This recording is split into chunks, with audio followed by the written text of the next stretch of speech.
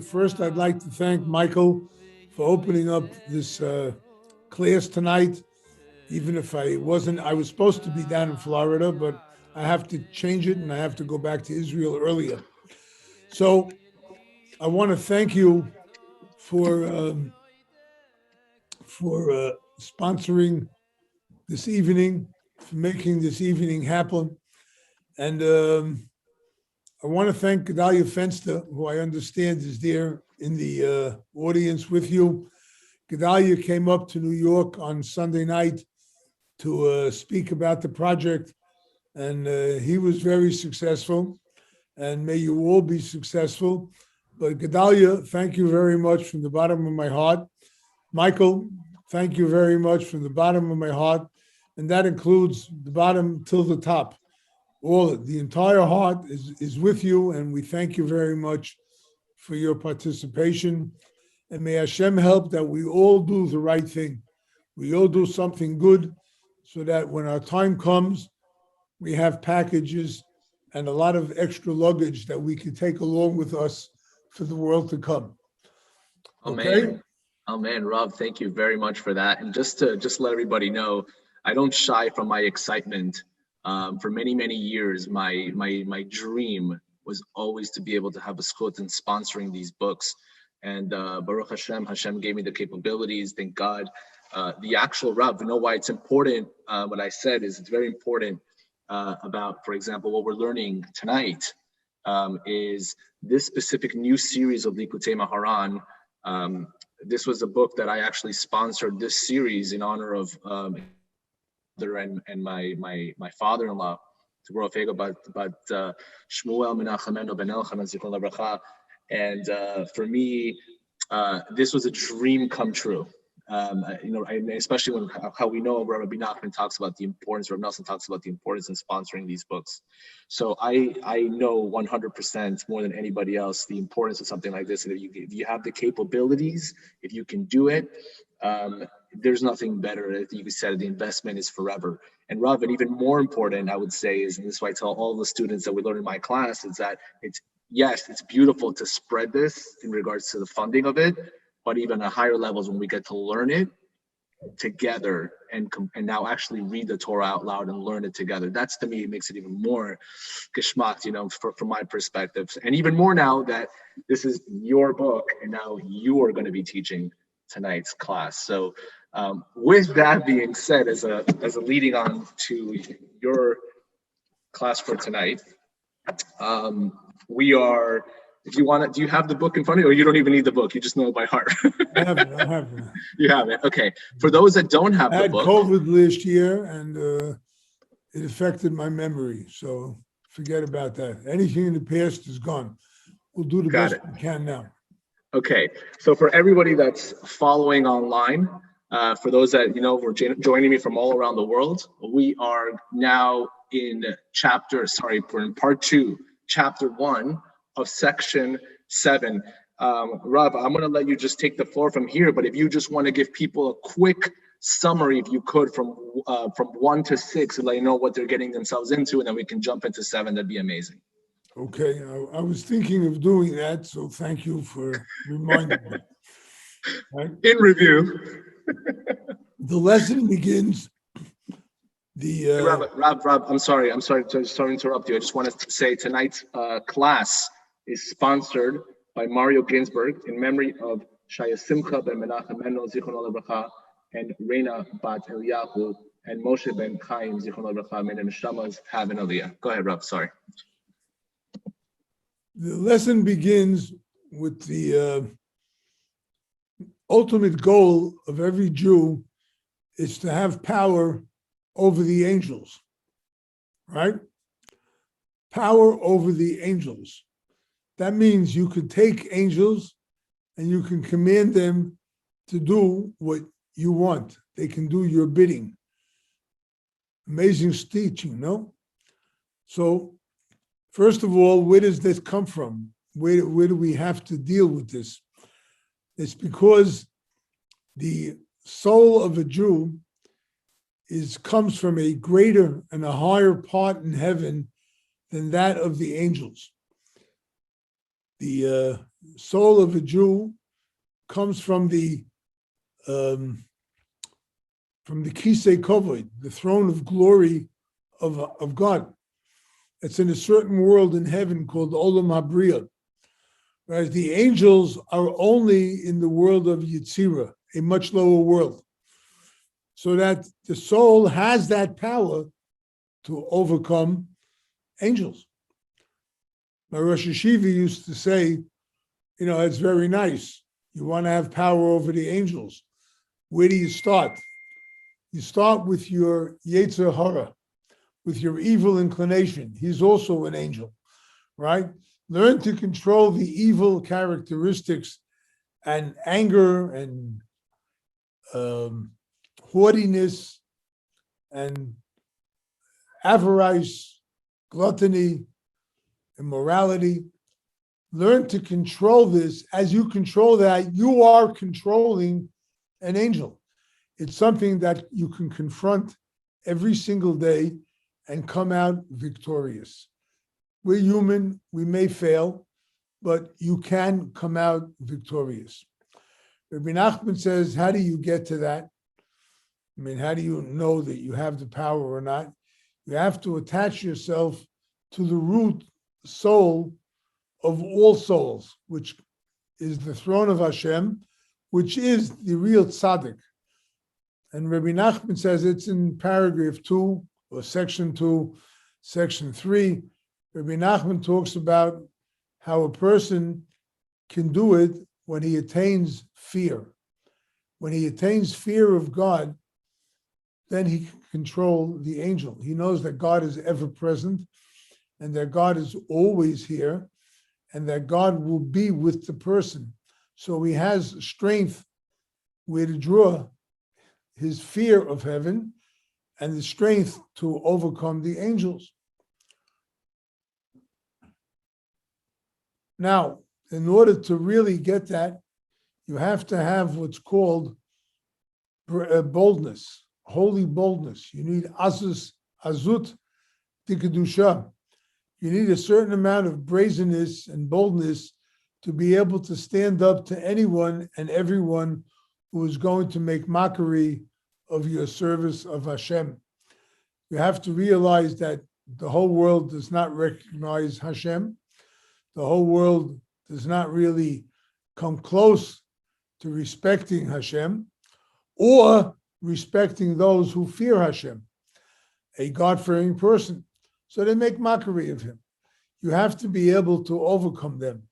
Especially, you have to be able to overcome what are called false leaders. Now, the idea of a false leader and the idea of a true leader. Well, who's a true leader? Let's take Moshe Rabbeinu. When the Jews made the golden calf, so what happened? Hashem said, okay, that's the way you want to act to me. I don't need you. I'm going to wipe you all out, and I'll make Moshe the nation that I want. Moshe, who was the leader of the Jews, he says, no, Hashem, you're not going to touch the hair on one head. I am their leader, and you have to forgive them because I am asking. And if you don't want to forgive them, then get rid of me too. That's a leader. Someone who puts his neck on the line for his people. Obviously, that's not the way politicians work today. So you know that none of them are true leaders. All of them are false leaders, right? Unfortunately, in Judaism, we have many charlatan rabbis who profess to teach what Judaism is about, and they really don't have the faintest idea. It's also a false leader. You have to look and search. This is in lesson 8 in the Moharan, further on in this volume. You have to search and seek a true leader your entire life, right? And if you think you found him, you may be right. But think again and make sure that what you're learning from him is bringing you closer to Hashem. That's what it means, a true leader. Someone who will bring you closer to Hashem. that means as much of a leader he is, he's not leading you astray. He's not leading you on a strange path. He's leading you directly to Hashem, directly, right? You don't have to go through him except for his teachings. Of course, you have to have his teachings in order to know how to come close to Hashem. But that's the ultimate goal.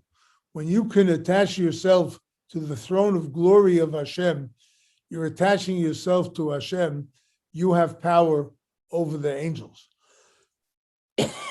As mentioned, you have to have fear of God to be able to accomplish this, to know what's right, what's wrong. Because when you have fear of Hashem, what you're doing is connecting with Hashem in such a way that you want to bring him out as the king and ruler of the world. But how do you get to it? How do you get to fear of Hashem? So you have to get rid of the three major lusts, the three major ideas and concepts and characteristics that dispel any fear of Hashem that you have.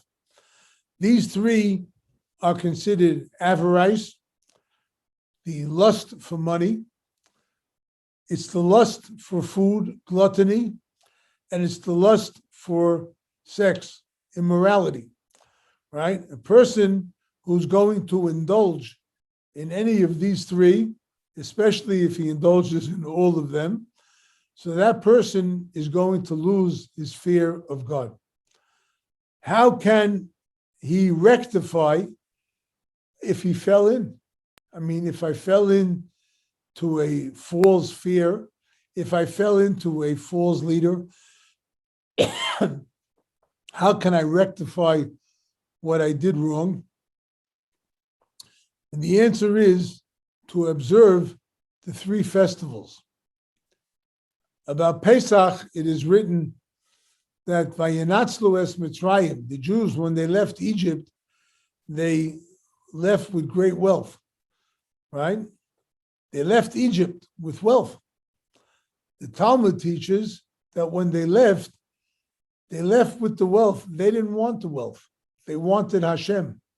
They wanted to be able to come close to Hashem. Excuse me. So they didn't want to take the wealth. They didn't want to take material with them. They were forced to by Hashem. So Pesach in itself signifies the idea that you could break avarice. Shavuot, in order to receive the Torah, the Jews were taught to be very moral, very clean in their attitudes towards morality. And therefore, Shavuot has the power and the strength to help a person attain a moral living and a moral life. Sukkot is the time of year, it's the end of the summer, when we harvest all the produce that we have. The harvest represents our eating habits, right? We gather it in. We take control of our gluttony. And that way we can control the three major lusts. And if we control them, at that point, we are able now to overcome our material existence and gain control over the angels. Is it clear so far? Yeah? Okay. We are good to go, Rav. Thank you. We're good to go. So now the next section 6 speaks about when you take the three festivals, what you're doing is you're building perfected fear. Why is that? Because fear is an emotion, and that emotion is in your heart. So what you're doing actually is you're rectifying your heart. You're giving yourself a pure heart. When you attain that level, then you attain a certain perception or knowledge of prophecy. You could predict the future. Now, the Talmud teaches that when the temple was destroyed, the Jews lost the sense of prophecy that they had, and it was given over to fools and to children. They're the ones who possess the spirit of prophecy. And if you ever really listen to your child, right? Not an easy thing to do these days, but if you ever listen to your child, you're going to hear words of wisdom that come out of that child that, maybe the kid is really right. Maybe. You have to be careful because he can mislead you too, right? Which has happened all that often. But your child could sometimes come up with certain ideas. Fools also. Take a look at the people who predict the future, right? Absolute fools. But sometimes they get it right. Whether they say you have 4 weathermen, right? You have a 25% chance of getting the right weather report, right? And even then, it's not always that perfect. But whatever, we have fools, we have children, we have prophecy. You could attain prophecy by building your fear of God, because the word Yerushalayim, which we have to build the city of Yerushalayim. Every day we say a blessing 3 times a day, building Yerushalayim, and if you eat bread, you say it in the benching, Birchat HaMazon, so you have 4 or 5 times a day. Building Yerushalayim, it's a hybrid word. Yeru is Yira, fear, and Shalem, perfection. So that Yerushalayim represents perfected fear. When we attain perfected fear, then we could come closer to Hashem and attain that spirit of prophecy. Okay, now we're up to where we are today. Okay, section 7. Okay, I can't see it on the screen here. Oh. Rabbi Nachman says, Ach tzorech lizoher me'od mihismanus. Person has to be very careful of any appointment, of any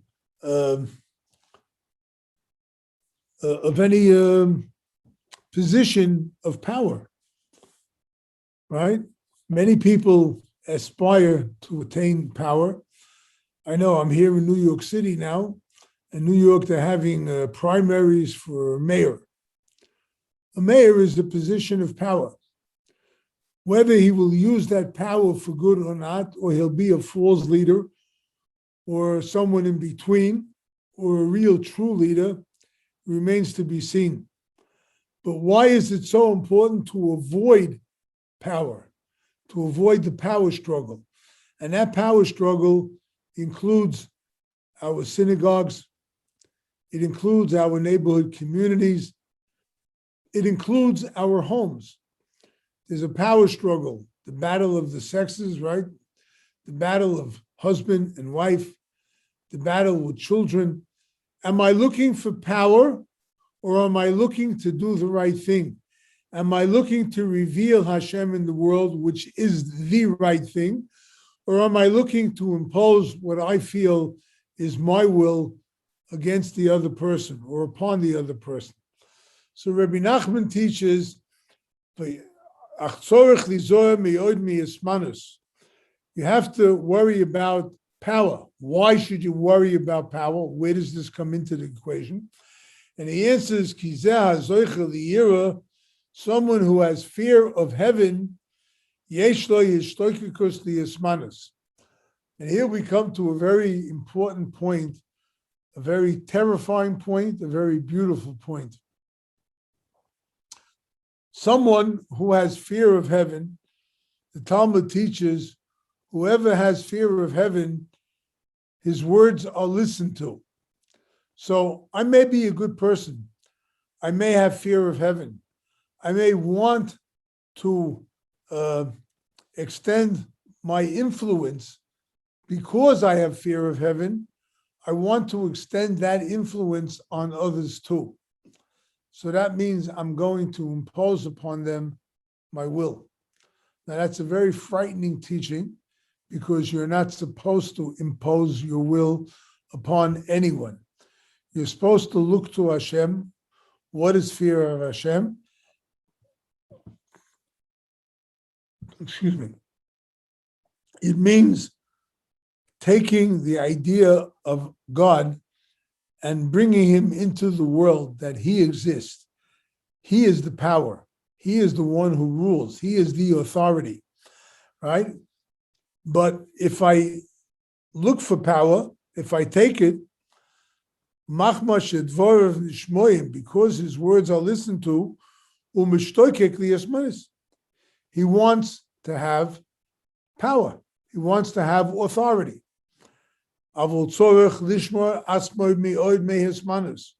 You have to be very careful to avoid any kind of power or desire for influence. Because if you utilize power in the wrong manner, you're going to lose the spirit of prophecy. You're going to lose the power over an angel. That angel who brings prophecy, right, is under your influence. If you fear heaven, that angel will bring you the power of prophecy.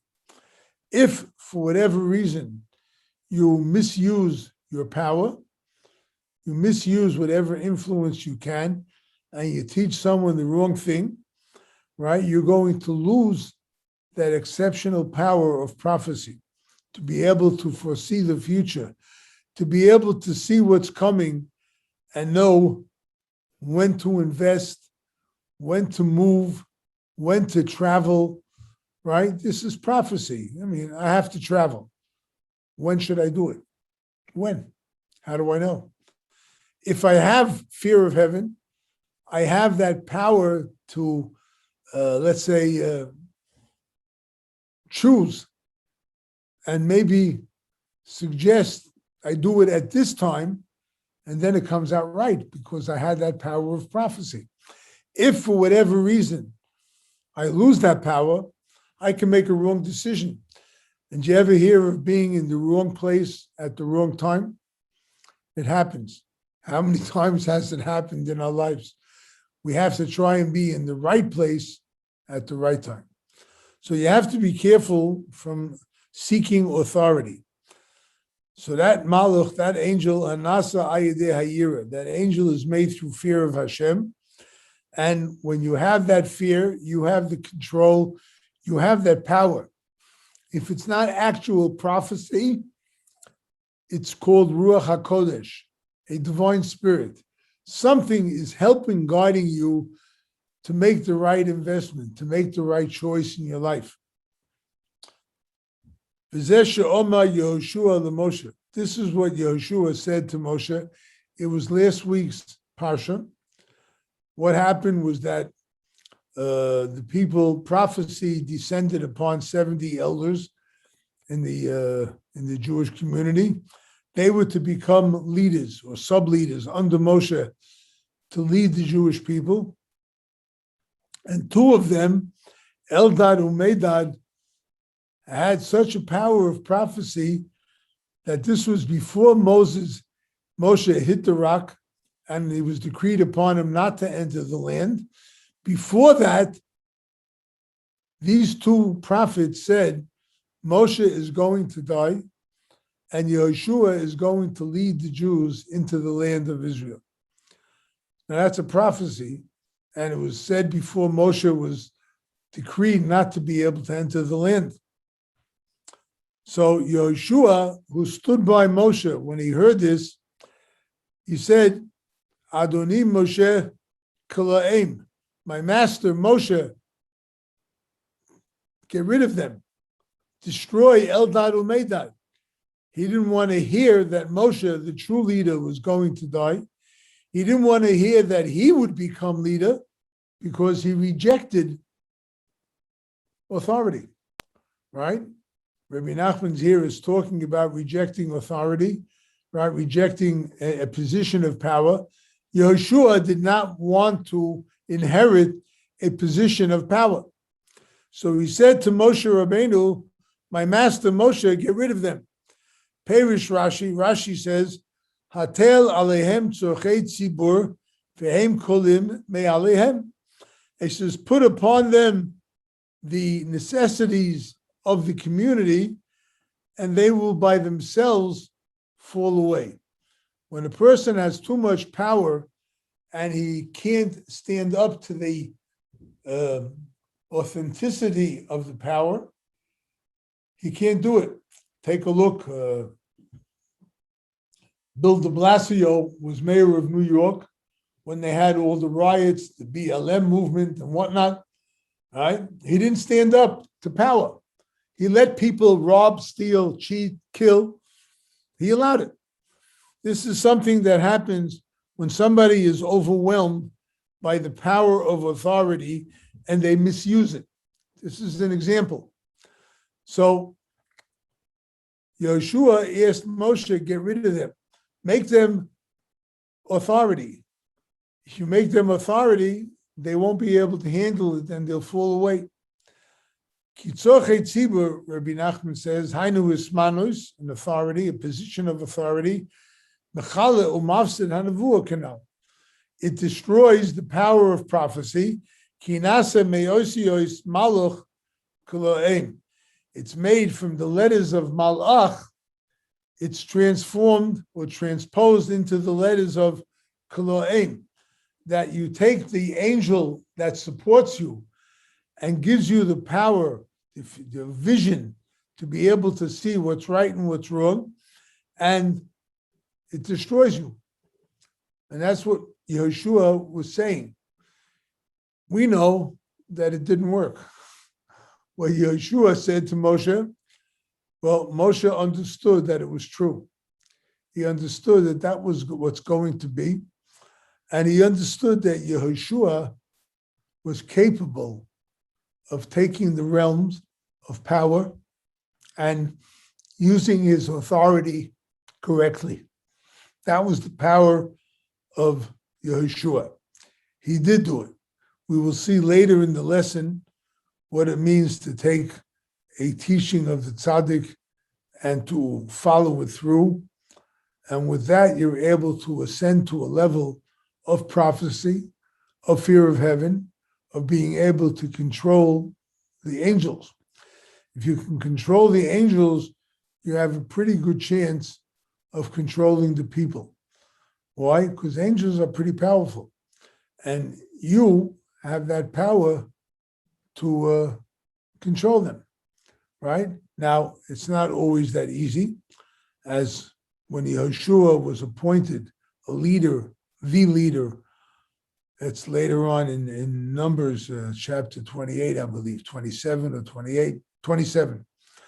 Yehoshua was appointed. Rashi explains that, understand, the Jews are a tough people. They don't always listen to what you say. You could take a look at all the dissent that we have among us, everyone claiming to be right? So Yehoshua, as a leader, has to understand that each individual Jew is a separate world unto himself. And you have to know how to deal with every single person individually. They're not collectively sheep to the slaughter. They're not a herd mentality. They are individuals who have their own mentality, and you have to learn to work with each person. The same is true in our lives. We have to learn to work with each person. We have to learn to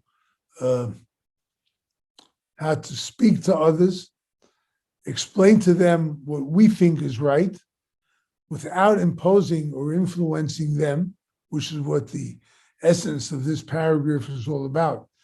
Not to impose your will upon them, but rather to explain and share with them your knowledge of Hashem.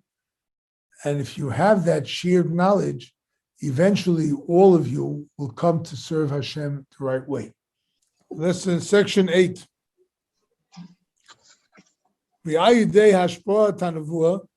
When there is a spirit of prophecy that falls down, that comes upon the world. Even if there is no one who could offer prophecy, the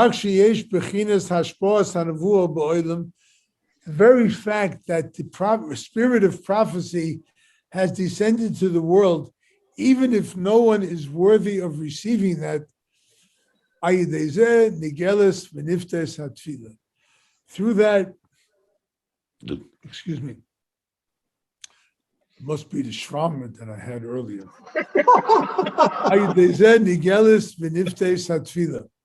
Through that, prayer is redeemed. What does it mean prayer is redeemed? Prayer is an incredibly lofty item, as we mentioned earlier when we speak about Likutey Tfilos and so on. But uvnei odom mezalzelim ba. People are careless about davening. And when they stand up to pray, they want to just shred or shrug off the prayer from them.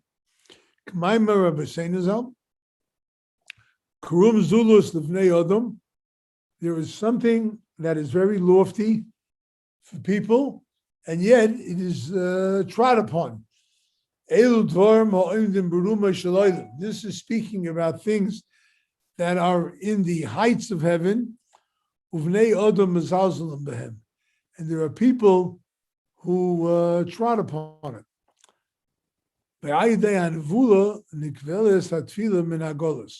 Through prophecy, prayer is redeemed from its exile. People will begin to appreciate what prayer is all about. Hashem told Avimelech when he took Sarah to his home, he says, go to Avram, Kinovihu, he is a prophet, and he will pray for you. So we see that prophecy influences prayer. Through the power of prophecy, hatfila b'shleimus, prayer really has its meaning, it's perfected. Hashem creates the power of the lips, b'chinas nevuah, so that the niv is for sayim, the navi, the nevias, the prophecy is now the idea that controls the lips, it controls this power of speech of a person. All right? So what we're saying here is that prayer is an exile. People don't really pray the way prayer should really be. The Gemara says that the earlier tzaddikim, when they prayed, they actually shed their corporeality. They shed the corporeality. And they were just one with Hashem during their prayers. Today, right, the story is told of Rabbi Levi Yitzchak of Berdichev. He went over to one of his congregants after Shemona Esrei, and he gave him a big warm Shalom Aleichem. The man looked at him. What do you mean Shalom Aleichem? I've been here for the last few weeks. I was just here in shul now. What do you mean Shalom Aleichem? Levi Yitzchak answered him, true, you've been here physically, but when you were praying, your mind was on your business where you had to go to another city. Our minds wander during the davening. They wander. And we just want to finish the davening. You ever notice how people rush out of shul after davening? Why are they rushing out of davening? Why?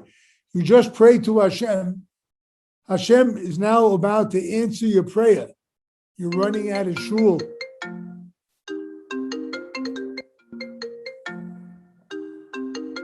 You want me to answer that? It's not my phone, right? You're running out of shul when Hashem is about to answer your prayer. You're never going to collect the answer to that prayer. You ran away from it, right? So what happens is that prayer is an exile. it's not given the proper respect that it's due. Prayer is an exile. When there's a power, when you invoke the power of prophecy, you have fear of heaven, you're controlling the angels, you're careful not to take authority where you're not supposed to take authority, then the power of prophecy descends upon the planet, even if we're not aware of it. And that power will help us pray more to Hashem, pray better to Hashem, to really put our hearts and minds in our prayers. That's what this paragraph is all about.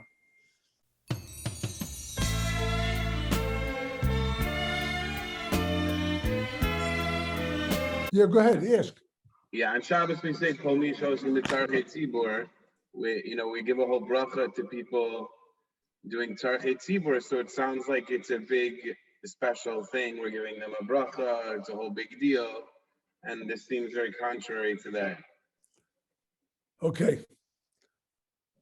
Tzarchei Tzibur is one of the greatest things that a person could do, right? But as we said before, the Rebbe says here, anyone who has fear of heaven, right, knows that his words will be listened to, right? What does it mean his words will be listened to?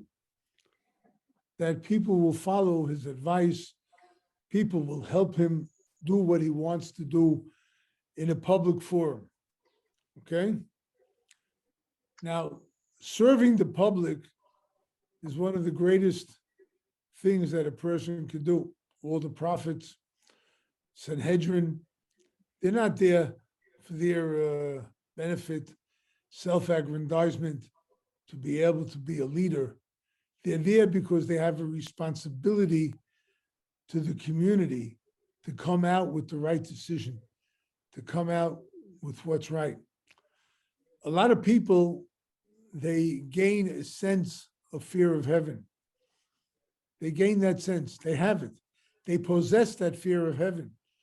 But that doesn't make them qualified to teach and lead the public. That's number one. The second thing is you're saying the Mishaberach, excuse me. The Mishaberach is for all those who work in Tzarchei Tzibur, those who work for the benefit of the community, right? It doesn't have to be leadership positions. It could be volunteering in many ways. So that's another angle of community service. Doesn't mean that I have to be a leader. I have to do my job. Follow? That's what it's all about. I have to be able to do my job. To jump into, Rabbi Nachman is saying here, I should not look for a position of leadership. You'll find stories in Gemara, Midrashim, of the tzaddikim who were forced into their position. I have a sefer in my house, it's called Masei Tzaddikim, and in that sefer it tells the story how many of the great students of the Baal Shem Tov became leaders. How did they become leaders? Each and every story will tell you that they were forced into it. Hashem from heaven forced the Rebbe Reb Elimelech, the Rebbe Reb Zusha, the Baal Tanya, the Rebbe Menachem Mendel of Vitebsk, and so on and so forth. All these great Hasidic leaders became leaders. They were kind of forced or exposed, their tzidkus, their greatness was exposed to the public, that finally the people went to them, you have to become my leader. They didn't choose to do that. Follow? Mm-hmm. Next question. Michael, you said there's more questions. Yeah, there is. Let me hear 1 second. Hold on. Rabbi Kramer. Hi. Hi, how are you? My name's Mario Ginsberg. Shalom. I've been studying with Michael, and I've been studying Rabbi Nachman for less than a year. but I have a couple of, I have one question, but I have a couple of premises. My understanding is you can break Shabbos to save a life. You will say that again, please? You can break Shabbos to save a life. Yes, And also unforced authority can cause decrease in holiness if not used properly. yeah. And Rabbi Nachman made a comment in one of the first chapters I studied of him, that he said that doctors and scientists are heretics. Okay, we'll qualify that. Okay. He didn't My say que- it that way. Okay. So my question to He you, didn't say it that way, so we'll qualify that later. that's the way Michael interpreted it to me, and I'm a doctor, so. I'll take Michael to, Okay. I'll take him to the stake, whatever. So my question to you is, politically out of the realm, just let's say heretically, because it's scientific, what is your position in the prevention of the spread of the SARS-2 virus? SARS-2 or COVID, Corona? SARS-2 is COVID. COVID is just a disease. SARS-2 is the virus. Okay. Anything else? Yes, if you don't feel like answering and you'd rather speak to me on the phone or No, it's outside of fine. this I'll course, answer it because it's a okay. public question. Okay. All right. So first of all, we'll take the last question first about COVID, simply because I remember it now. When you talk about COVID, Yes, you're talking about something that happened in the world and that nobody knew how to handle it. Nobody. correct. I was in the hospital last year, about a few weeks after it broke, and all the doctors and nurses walked around in their spacesuits, hermetically sealed, whatever it was, and they didn't do anything for us. I was there a few weeks. They didn't do anything for us. They couldn't come ask questions. How do you feel today? Nothing, because they didn't know what to do. And Correct. the fact is, COVID hit everybody without any knowledge how to handle it. Today, they have a little bit understanding of it. They have a vaccine which has not yet proven to be effective fully, right? It has Correct. not, correct? Just like all other vaccines. What? Just like all other vaccines, the vaccine Okay. for No, herpes. some of them, the smallpox vaccine, the measles, whatever. There have some that have been successful, but COVID, nobody really knows even today what to do. The fact is, though, it's a virus or it's a bug, kind of a flu, and for all practical purposes, we must do whatever we can to prevent its spread. We don't know so much about how it spreads, but whatever we can do, like you're wearing a mask now, right? Correct. And, there are times it's necessary, times not. There are times that you have to be careful who you're with. I mean, you can't wear a mask 24 hours a day, especially if you have trouble sleeping at night, breathing and whatnot. There, you have to know when and where and how to do it. And you must take care health-wise. You have to be careful not to do anything that will spread the virus, whether it's hand touching and stuff like that. If you have to avoid it, avoid it. If you don't feel it's necessary, then I can't tell you you're wrong.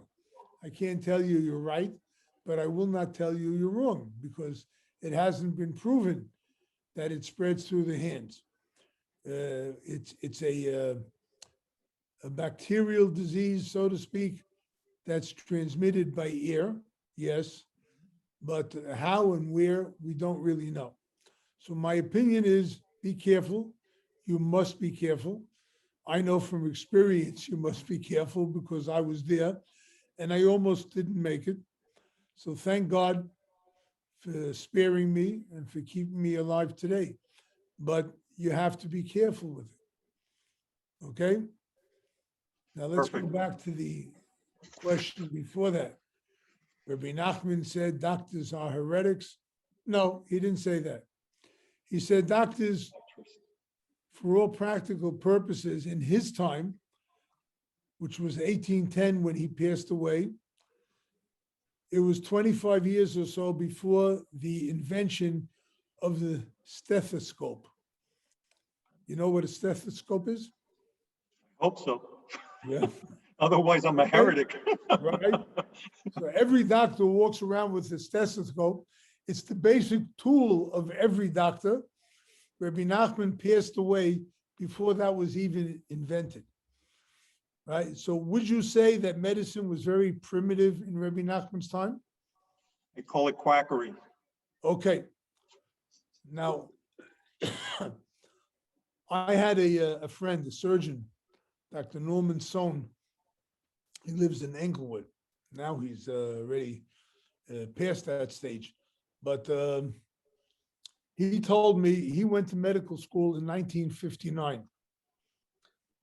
And one of the first things his teacher told him about the field of medicine is that anyone who went to a doctor before 1930 was closer to death than life. We're talking 1959. This was teaching about 30 years earlier. Anyone who went to a doctor before 1930 was closer to death than life. He said, for all I know, this was around 1980. He said, for all I know, they still teach the same thing. Rabbi Nachman, that's what he said. He said a doctor in his time was considered a messenger of the angel of death because they didn't really know what they were doing. And as you said, quackery. And that's why he was so opposed to the doctors, very opposed to them. He did not say they were heretics, but he said they're closer to death than life. That was before 1810. Rabbi Nachman did say also, if you're going to go to a doctor, then go to a good one, a very good one, right? You can go to a doctor if you need, but go to a very good one. This he said 200 years ago, over 200 years ago. So don't take it so much in a negative view of Rabbi Nachman's teachings, because this was a prevalent view of the field of medicine in Rabbi Nachman's time. It was very, very precarious situations. They would come up. It was all what you would call homeopathic medicine. You take herbs and you put it together, right? And that's what that's apothecary, right? Right. Right? You put it together and you make a medicine. You're hoping that it's right. It'll help the guy. So that's what the emphasis of Rabbi Nachman against doctors was. Follow? Yes, I think he used one for his asthma. No, he had tuberculosis, I'm sorry, for tuberculosis. which the cure for that came only about 100 years afterwards. Right? Correct. Okay. Reb Nosson of Breslov added on, and it's a classic Reb Nosson. He said, God is so great, he can help a person even through a doctor. How's that? Right?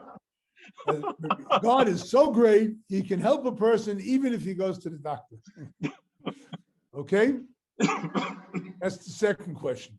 The other two questions that preceded it, I don't remember. You'll have to remind me.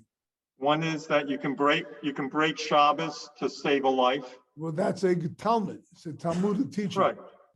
And the Right. other one was, Is that a And question this or was- is that a statement? and this was from Michael, because I was thinking of becoming president of the shul. He says, once you're in authority, you're going to lose holiness. Okay, well, that's what we just studied now. I know, that's why I mentioned it. But Yep. it's not necessary. It's not necessarily it happened. Listen, I'm an electrician by trade. I had a business when I was in the States. I moved to Israel. I was an electrician. Somebody pushed me into teaching Bali Tshuva. I didn't ask for the position. I ended up here. And now you're asking me for an authoritative answer to your question, right? Should I? Should you not?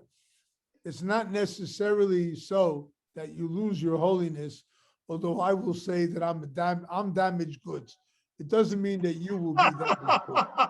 But what happens is that you have to take yourself and do what's right for what you feel is right for the shul, what you feel is right for you, and to recognize the fact that you better not abuse that power, right? If you're not going to abuse that power, then you deserve to be in the position because you will help the community. But you and only you could decide what you're going to do with that. And to go back to your first question, the premise, it's a halacha, it's a law. You must desecrate Shabbos in order to save a life. You must. And the reason the Talmud offers is that better you should desecrate one Shabbos and you should merit to observe many, many times over Shabbos. And that's what the premise is. Thank you. Okay? Thank you. In regards to this concept of false leaders, and even let's say for the sake of saying it, false leaders also could be false rabbis, right? They're leading the Right. people. What would you consider, in your estimation, what is a false rabbi? What should people be looking out for that fill that definition? And that obviously many people in life obviously have different type of rabbis and all different type of communities. What are we looking for in regards to that you should be a red warning, like warning signs? False rabbis are ones who do not lead you to Hashem. A true rabbi will speak to you about God, and he will instill in you fear of heaven, that you observe the Torah that was given to us by Hashem. It's Hashem's word. And this is what was given to us at Sinai. And this is what made us a Jewish nation. If they're going to lead you to Hashem, then they have an element of truth in them. They may have more than an element of truth. They may really be true leaders. I don't know who they are. But the premise that you're working upon is the guy is talking to me about coming close to Hashem. It's obviously not in many streams of Judaism. Obviously, it's not there, right? They are okay with mixed marriages, right? It's okay to make a mixed marriage. The Torah explicitly says you make a mixed marriage, you're going to lead the person away from God. And they support these kind of marriages. So obviously, they're not true leaders. They're very fools, very fools. If they mislead you and say, this is kosher, right? There was a Reform rabbi who said it's okay to eat pork and bacon. Now he wouldn't do it because you have to be a vegan or a vegetarian. That's the in thing now. But in the old days, when I was a kid, they used to support the eating of pork, bacon, right? Rahmanu litzlan, may Hashem spare us. You have many other cases, whether it's kashrus, whether it's family purity. If they're not supporting you to come close to Hashem, they are false leaders, right? And the average rabbi certainly has an element of truth in him. The average rabbi in an Orthodox synagogue, he wants to teach the flock how to come close to Hashem. Whether he's capable or not, that depends on the rabbi himself, right? That's the best I can tell it without going through a whole litany of who's right and who's wrong. Right? There are many, many ways to present true leaders, false leaders. It's why I mentioned Moshe Rabbeinu. He put his neck on the line for the people. Today, a pulpit rabbi is a hired employee, right? Moshe Rabbeinu was not hired by anyone except God. He was not an employee of anyone. So no matter what the Jews did, he can stand up to them, which is not what happens today in the average synagogue. So do your best to pray to Hashem to show you who's a true leader, who's a right leader, who's a correct person, who really knows what it's all about. And Be'ez Hashem will merit to find. This is, you met me in Uman. This is Houston. Right, yeah. Houston, we have a problem, right? Yes, you remember. Okay. I had talked to a person who was, I guess you call him a Chabad, a person who studies in Chabad. In Chabad. And the person that I was talking with said that Breslov was, it's nice, but his overall, I guess, demeanor was saying that Rebbe Nachman and the teachings were not as valid as, I guess you would Chabad. say, the teachings of Chabad. Okay. I, as a Breslover, would say that the teachings of Chabad are not as valid as the teachings of Breslov. So would a Satmar Chassid, so would a Lithuanian Jew who learns in Panovich Yeshiva, so would a Vizhnitz Chassid say about others. So I would invalidate that statement and forget about it. Okay. Study what you want to study. Study whatever it is that you want to study, right? Whatever brings you closer to Hashem, that's what you should follow. That's all. The Torah was given for us to come close to Hashem. Whatever Torah you're studying, if it brings you close to Hashem, continue studying it. Okay? Thank you. Yes. Next question. If you want to go ahead and unmute yourself, you can unmute yourself. I'm this is Ari Cooper from between New York and Miami, and I'm from Potomac, Maryland. And Right. Rav Chaim, it's so good to see you well and speaking and with the chizuk, and it's a pleasure to hear you. Mr. Hashem, I'll see you in our barats. Amir Hashem, I'll see you in Uman. Amen. Well, okay, amen. You were there once already. You may as well come again. Okay, well, last year wasn't a good one, but we'll work on last it. year, okay. Last year was last year, but this year. My wife says she'll let me go if you take me with you. It's not advisable. Not advisable. There are 70,000 men and a few women. No, my wife was there one year. No, I said my wife. I said, uncomfortable. No. She said, if you take me with you. Oh, if I take you with me, you know how to get there yourself, and you can that's the point. Compound. She doesn't think I know how to do it. Huh? No, I mean, you know that we have the Ritz-Carlton Hotel. No, I know. Okay, so I Anyhow, look forward to nice to see you. Good to see you. Thank you. Questions?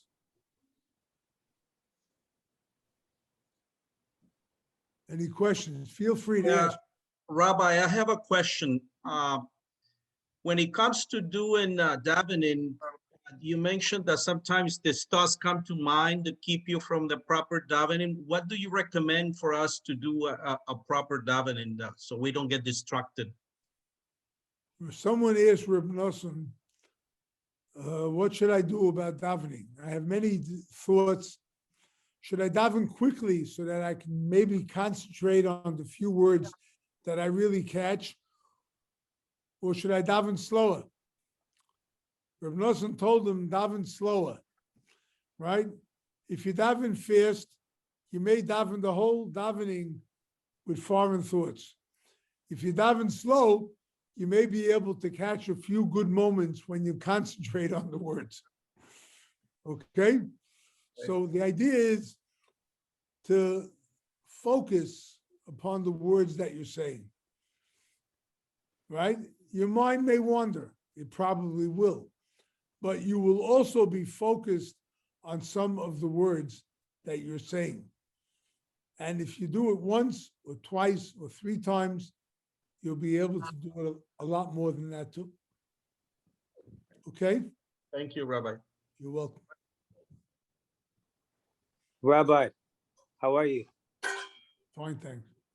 Thank you very much for your time. Could you speak on for a second just the concept of attaching yourself to the Tzaddik? Yeah. It's really easy to understand. Are you attached to Moshe Rabbeinu? Yes, sir. How? I mean, he lived 3,000 years ago. By his How are you teachings. attached to him? By his teachings. By his teachings. That's how you attach yourself to the tzaddik. You study his Torah and you follow his advice. And when you do that, you're attached to the tzaddik. Simple enough?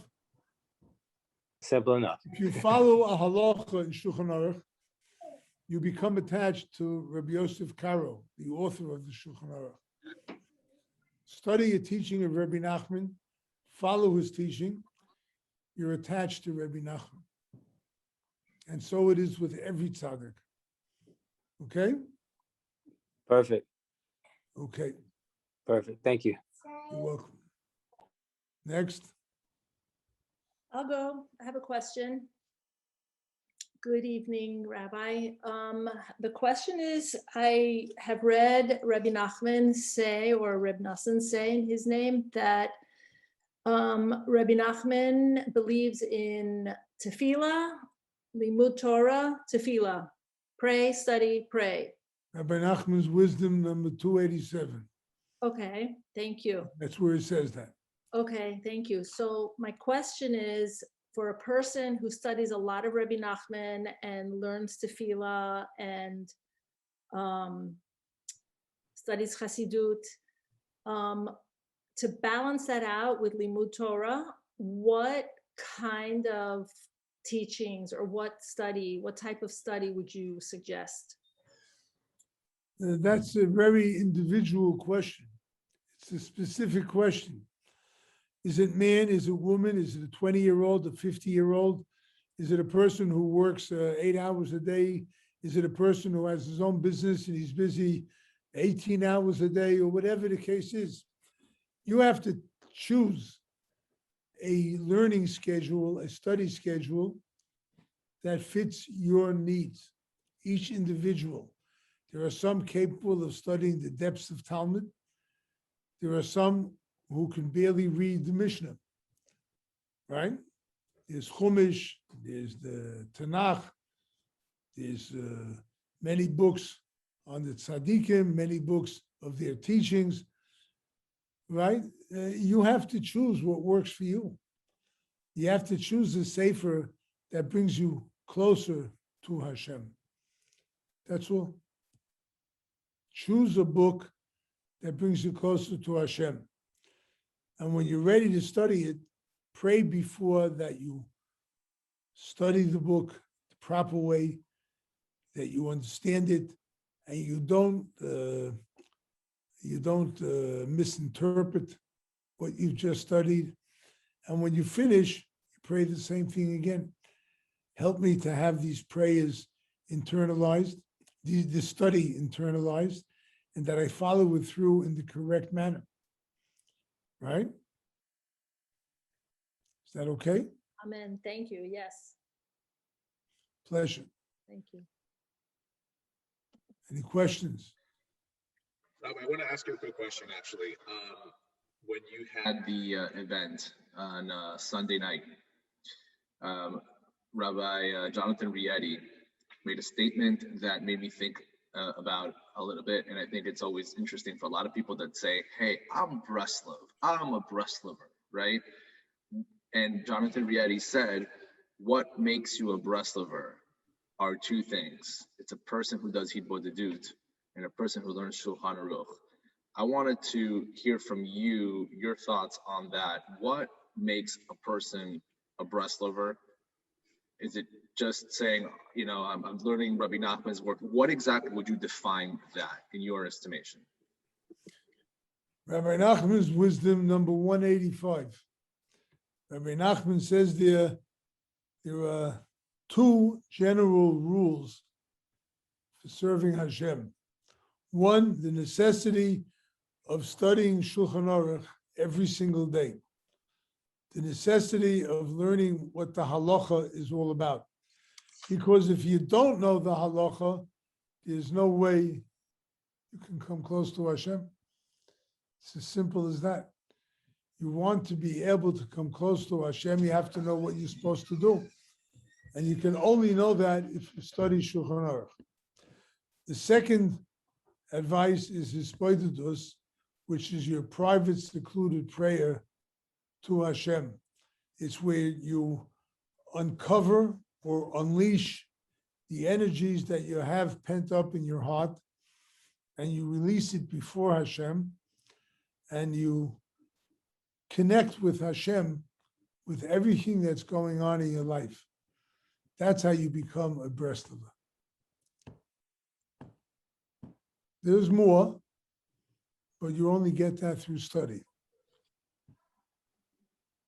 Okay? I gotcha. So just to say in general that even if you would, a person who, let's say, who is not learning Shulchan Aruch on the daily, but it's learning, let's say, for example, learning all Rabbi Nachman's works, that to you would be not considered enough. You have to be learning Shulchan Aruch on a daily. That's what makes it. It's not enough, and you must learn Shulchan Aruch every day. And that's what the young lady asked earlier, whether or not, what can I learn? What's my study program? You have to choose a study program that fits your needs and your time, right? You have a house full of kids, right? And you got to help the wife put them to bed or feed them or get them out of the house in the morning or whatnot. You have a business that you have to leave at 6 o'clock in the morning. You go to shul, you run, you daven, and you're at the business until 9 o'clock at night. Who's going to tell you what you're supposed to be studying? You have to see what there is to study. And when you see the choice, you have to make sure you choose a path that fits your schedule. And have a Hisbodedus that you choose the right schedule. Okay? Thank you. Does anybody else have any other questions? I have one more thing I want to say, but if anybody wants to jump in right now, feel free.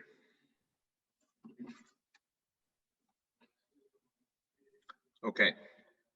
So just one more thing, just for everybody that's still in the group tonight, and obviously for all those people that will be watching this class and the replay on the YouTube. This class will be eventually will be on the BRI YouTube channel, but this is also on the Lighthouse Torah Project channel on YouTube, as well as in our Breslov Light WhatsApp group. We'll be putting all this class and information on it. One of the things, again, regarding the original beginning presentation that we spoke about regarding the dedications for the Likutey Tefillot, if you looked at the actual numbers of sponsorship, some of them obviously were on much higher levels, but something that's kind of important, I don't know if you looked at it, take a look at it again, you're going to see that even if a person wants to do 20 installments, for example, of $50 a month, you can do that as well. So you can actually break down, even if you want to get in on one of the sponsorships, you can do $50 a month and jump in. So like I said, the value of this is unbelievable. Obviously, you have a big skut and a merit to be a part of this project. And also I have here some notes that if somebody's actually trying to make that payment on your phone and it's like standing up, put it sideways. That would actually help you in showing up and actually confirming the payment. I think that was an issue with that. So I also put up on the chat group, again, you can look at the link that sends you there, or if not, you can just go to the general website of the BRI, which is breslov.org. That's BRESLOV.org. You can go on that website and you'll find there the specific section that deals with the Likutey Tefillot, and you can go from there and make the sponsorship information from there. So with that being said, Rav Kramer, thank you so much for dedicating your time with us. As usual, unbelievable. And it's a big zchut and a merit to have you with us tonight in good health. Baruch Hashem, may Hashem grant you a long, long life of good health. Bezrat Hashem, you should continue to inspire the world with everything that you're doing. I know you're the most humble man I know, but really there's so much to say constantly about everything that you do. And I just really, again, I thank you from the bottom of my heart for everything you do. And with that being said, Rabbi, I just want you to know, for all the men that are in this group right now, we are going to start working very soon on putting together a Lighthouse Torah project trip to Uman for Rosh Hashanah. We're going to assemble a bunch of all of us. It's going to be a huge thing. Bezrat Hashem, we are going to start this now. Rabbi, we just spoke about it 2 seconds ago today, but to get something really organized and done in a beautiful manner. A lot of people have not been to Uman. Some people that have been to Uman still haven't been there in the most, let's say, organized manner. At the end of the day, whoever Rabbi Nachman invites will be going, right? So, Bezrat Hashem, we're looking forward to that. So, Rav Kramer, thank you again for everything. Pleasure. May Hashem bless you and everyone with everything good in this world and the next. Amen. Amen. All right, guys. I Thank you press very the much. leave button. Yes, you do. That's what you do, Rav. You push the leave button. Good night. Have a good night's sleep, Rav. I hope so. Thank you. For all you guys out there, thank you again for participating in tonight's event. As we know, we do every Tuesday night our class, which begins at 8:30 p.m. here at the Lighthouse Project, in person as well as obviously on Zoom. And Bezrat Hashem, in the next coming weeks, we'll continue the Likutey Moharan, this chapter. And Bezrat Hashem, we have it confirmed now. Another big legendary Breslover teacher and mentor, one of my big Ravs that I look up to for all questions and answers, Rav Nassim Maimon, will be for sure live and in color here at the Lighthouse in Miami, in South Florida. Rav Nassim Maimon, who is one of the masters of teaching Likutey Moharan as well as other of the Breslov works, truly a fountain of knowledge and information, an incredible person and a personality. He'll be here June 15th. Mark that on your calendar, June 15th. That's Tuesday night. He'll be teaching here, and we'll also be doing other side events here in South Florida, Miami. And Bezrat Hashem, that should be an amazing, amazing experience. I get another week off not teaching and having somebody else teach the class, which is great. Yeah, I feel like at this point I should just have other people come teaching the classes every single week, and I could just listen and enjoy and relax. So very interesting being in this side of the boat. But again, thank you guys so much for participating again, and you guys should have an amazing, wonderful week coming up with only blessings and goodness. Have a wonderful, wonderful week, guys. Thank you.